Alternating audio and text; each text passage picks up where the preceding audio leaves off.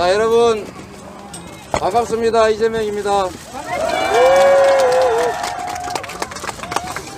여기가 칠곡이죠.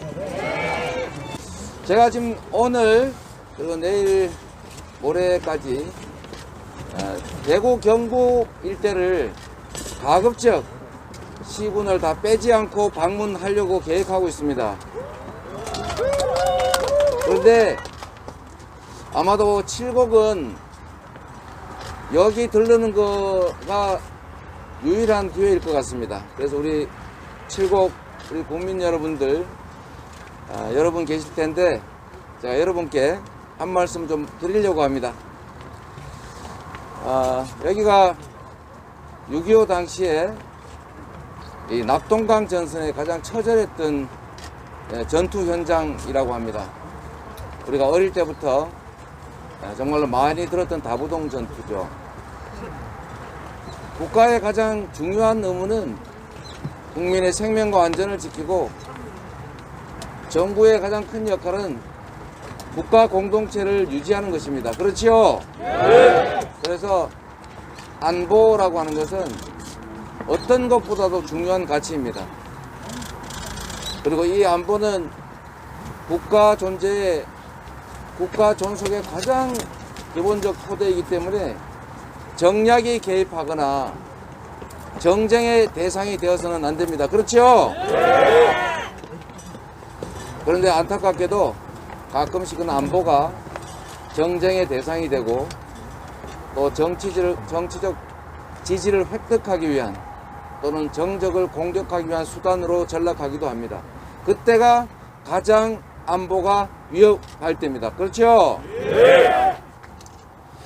북한 당국에 돈을 주고 휴전선에서 총질을 해달라, 총격을 가해달라라고 요청하고 일부러 협잡을 해서 남북 간의 긴장과 대결을 격화시키거나 이렇게 하는 건 절대로 해서는 안 될 일입니다. 그리고 앞으로도 안보라고 하는 것은 우리 국가에게 또 우리 정치에서 가장 중요한 과제입니다. 다시는 이름도 남기지 못하는 경찰, 학도, 호국단 이런 사람들, 근본 없이 전쟁에 참여해서 이름 없이 사라져 가버린 그 많은 사람들의 희생이 다시는 반복돼서는 안 됩니다.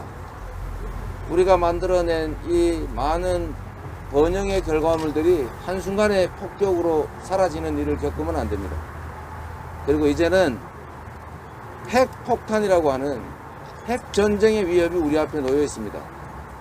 반드시 평화를 정착시키고 남북관계가 안정되고 다시는 전쟁으로 우리 국민들이 죽어가고 우리가 이룬 모든 것들이 파괴되는 그 비참한 상황을 맞이해서는 안 됩니다. 바로 그게 정치와 국가가 할 일입니다. 그래서 제가 참으로 안타까운 것은 우리는 어떤 노력을 기울여서라도 반드시 평화를 만들어내야 합니다. 안보에는 세 가지 종류가 있습니다.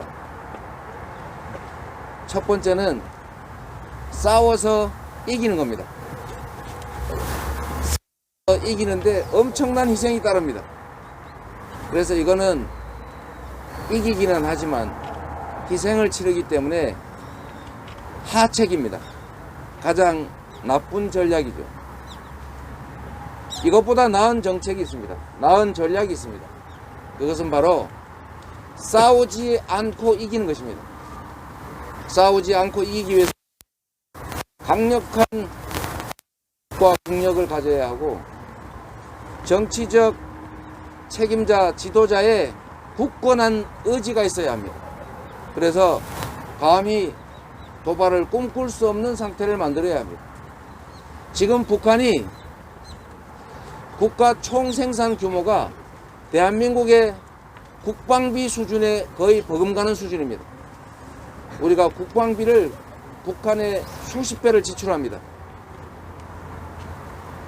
재래전으로서는 재래식 무기나 이런 것들은 우리가 압도적으로 앞섭니다. 그러나 그들이 생존하기 위해서 핵무기를 개발해서 실전 배치했다고 합니다. 힘의 균형이 이루어지고 있는 것이죠. 싸우지 않고 이기는 상태를 만들어야 합니다. 그러나 이것보다 더 중요한 게 있습니다. 싸울 필요가 없는 상태를 만드는 것입니다. 이게 가장 확실한 안보입니다. 서로 싸울 필요 없이 싸우지 않는 것이 서로에게 이익인 상태. 평화적으로 공존하고 서로 하고 협력하는 것이 오히려 모두에게 이익인 상태. 바로 이런 상태. 평화가 경제를 보장하고 경제가 평화를 보장하는 평화 경제 체제를 만들어야 한다고 생각합니다.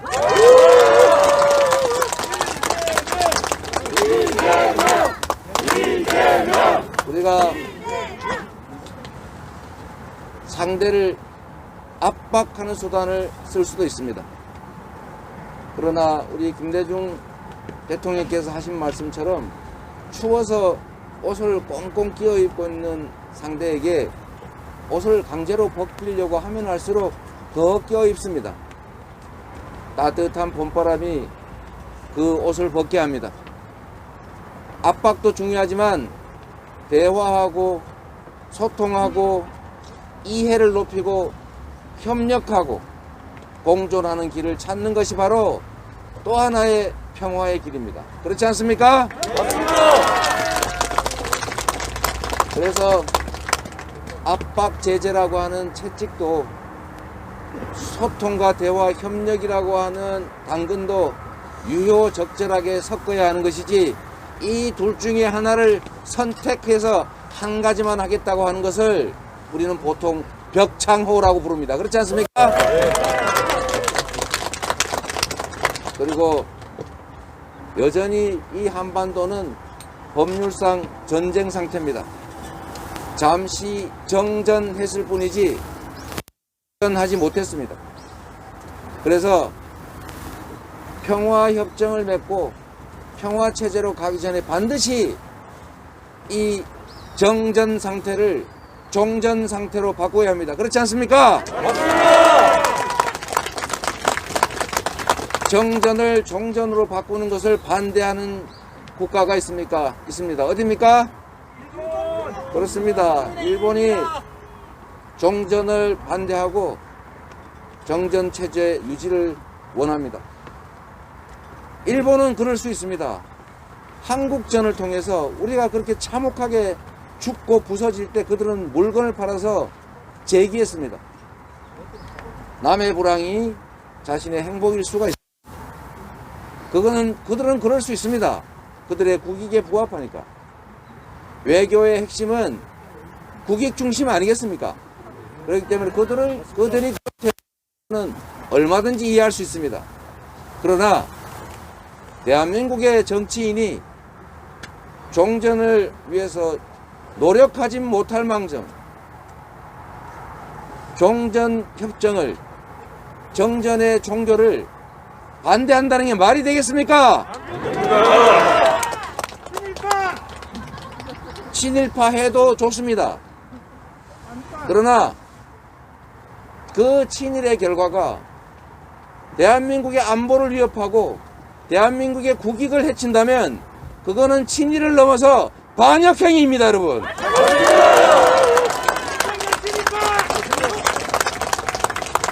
정치를 자신의 사적 이익을 도모하기 위해서 해서는 안 됩니다. 그러려면 사업을 하세요. 조직폭력배를 하세요. 정치는 국민의 권한을 위임받아서 국민이 원하는 일을 국민을 위해서 대신하는 것입니다. 오로지 국가의 이익과 국민의 삶, 민생이 정치의 최종 목표입니다. 그렇지 않습니까? 국가의 미래와 우리 국민의 더 나은 삶을 위해서 복무하지 않고 주어진 권력을 누구의 흠결을 찾아내서 후벼파고 그에게 벌을 주고 나의 복수심을 만족하기 위해서라면 정치하지 말아야 합니다, 여러분.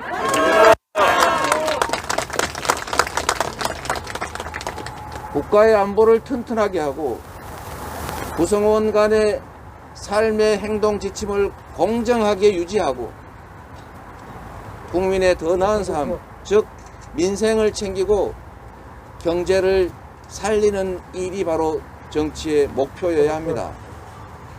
그리고 이 어려운 상황을 우리가 극복하기 위해서는 반드시 리더가 유능하고 책임감이 있고 용기가 있어야 합니다. 그렇지 않습니까?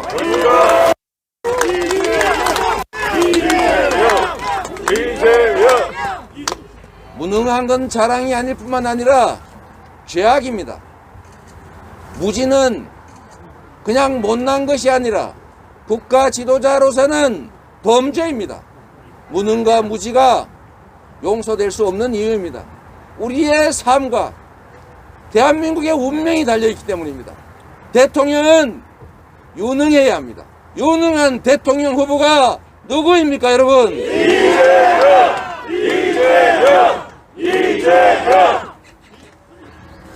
대구, 경북이 낳은 평가는 갈리지만 매우 눈에 띄는 정치인이 있었습니까? 누굽니까? 박정희입니다. 모든 정치인은 공과가 병존합니다. 전두환도 공과가 병존합니다. 그러나 전체적으로 보면 전두환 삼저호황을 잘 활용해서 경제가 망가지지 않도록 경제가 제대로 움직일 수 있도록 한 것은 성과인 게 맞습니다. 그러나 국민이 맡긴 총칼로 국민의 생명을 해친 행위는 어떤 이유로도 용서될 수 없는 결코 다시는 반복돼서는 안 될 중대 범죄입니다. 그렇지 않습니까? 그래서 그는 결코 그럴 수 없습니다. 이승만 전 대통령에 대한 평가도 엇갈립니다. 저는 많은 평가들이 있지만 6.25 전쟁 당시에 자기만 먼저 기차 타고 대구까지 도망을 갔다가 너무 멀리 왔다 싶어서 대전으로 되돌아와서는 서울에다 대고 방송을 했습니다. 국민 여러분, 제가 서울을 사수하고 있습니다. 여러분, 내일 점심이면 평양에서 점심을 먹고 내일 저녁이면은 압록강에서 저녁을 먹을 겁니다. 안심하십시오. 그러고 갔어요. 철교를 폭파해버렸습니다. 그걸 믿고 서울 시민들은 피난을 못 가서 결국은 인민군 치하에 들어갔고, 인민군이 총 들고 협조하라고 하는데 안 할 도리가 있습니까? 참호방 노역하라면 하고 이거 시키면 이거 하고 저거 시키면 저거 했는데 그걸 다시 서울을 수복한 다음에 부역했다고 전부 총살했어요. 이게 국가 지도자가 할 짓입니까? 아닙니다. 역시 용서할 수 없는 행위입니다. 그러나 이분이 딱 한 게 제가 볼 때 칭찬받을 만한 일이 있어요. 바로 농지 개혁을 한 겁니다. 농지 개혁을 통해서 그때 당시 우리 대한민국이 가지고 있는 가장 유력한 가장 큰 생산 수단인 논밭을 진짜 농사를 짓는 사람들이 가지도록 만들었고, 경자 유전의 원칙이라는 걸 헌법에 썼습니다. 그래서 그 후에 대한민국 경제가 정말로 급속하게 성장했습니다. 우리가 지금처럼 양극화가 심하고 경제가 침체될 때 우리가 배워야 될 역사적 경험입니다. 그 점에서는 인정할 만한 부분도 조금은 있습니다. 제가 이런 말씀을 드린 이유는 그렇습니다. 국가 지도자라고 불리는 대통령의 존재는 국가의 운명을 좌우합니다. 흥망을 좌우합니다. 똑같은 조선에서 세종은 영토를 넓히고 국민들을 글자를 읽을 수 있게 해주었고 태평성대를 만들었습니다. 그런데 똑같은 조선에서 선조는 전쟁을 겪었습니다. 외교를 잘못해가지고 한쪽에 편들어 올인하다가 전쟁을 겪어서 수백만이 죽었습니다. 바로 국가 지도자의 판단 하나가, 철학과 가치, 비전이 그 나라의 운명을 결정했던 겁니다. 그래서 다시 말씀드리지만 대통령 후보는 유능해야 합니다. 국가 지도자가 무능하면 그냥 지탄받을 일이 아니라 용서할 수 없는 중대 범죄인 것입니다. 죄악입니다. 유능한 대통령, 민생을 챙길 제대로 실력을 갖춘 정치인, 과거가 아니라 미래로 갈 정치인, 보복이 아니라 희망을 만들 정치인, 누구라고 생각되십니까, 여러분? 이재명! 이재명! 이재명! 안보를 튼튼히 하고 공정한 질서를 유지하고 국민의 민생을 챙기고 경제를 살려나가겠습니다. 칠곡도 수도권 집중 정책에 의해서 피해 입었습니다. 수도권 집중 정책은 한때는 유용한 정책이었지만 지금은 나라를 망치는 정책이 되고 있습니다. 우리가 자원이 부족할 때는 한 곳에 몰아줘야 합니다. 돈벌이가 안 되는데 자식은 많을 때는 큰아들한테 집중 투자해가지고 우리 딸들은 어디 옛날 말로는 식모로 가고 그 동생들은 학교도 안 가고 농사를 지면서 그 아들 하나만 집중적으로 도와줘가지고 공부하고 출세해서 그 밑에 동생들 먹여 살리는 게 전략이었습니다. 대한민국도 그럴 수밖에 없는 시기대가 있었습니다. 그러나 이제는 우리가 최저 상태를 벗어났습니다. 빈곤을 벗어났습니다. 이제 양을 늘리는 데 집중할 것이 아니라 그 구성원이 행복하게 사는 길을 찾아야 합니다. 그렇지 않습니까? 행복하게 사는 길, 이제 자원이 한쪽에 집중되면서 생기는 이 비효율을 극복해야 합니다. 지방은 인구가 줄어서 소멸해가고 서울, 경기, 인천, 수도권은 인구가 늘어서 기반시설이 감당을 못해가지고 미어터지고 있습니다. 경기도는 1년에 인구가 18만 명이 늘어납니다. 한 해. 학교가 없습니다. 도로가 부족합니다. 엉망진창입니다. 그래서 균형발전, 정부가 나서서 지방을 살리고 수도권을 분산시켜서 미어터지지 않게 하는 것, 이게 바로 앞으로는 국가가 지속적으로 성장하는 길입니다. 균형발전은 그냥 지방 사시는 분들 기분 좋으라고 하는 구두선이 아니라 이제 대한민국이 살아나기 위한 국가 생존 전략이 됐습니다. 자, 균형발전, 우리 칠곡이 살아날 수 있게 할 사람이 누구겠습니까? 이재명! 이재명! 이재명! 자, 여러분을 믿습니다. 칠곡을 여러분께 맡깁니다. 여기 함께 계신 우리 칠곡 국민들께서 대구 경북을 디비는데 큰 역할을 해주십시오. 여러분을 믿겠습니다. 고맙습니다. 여기서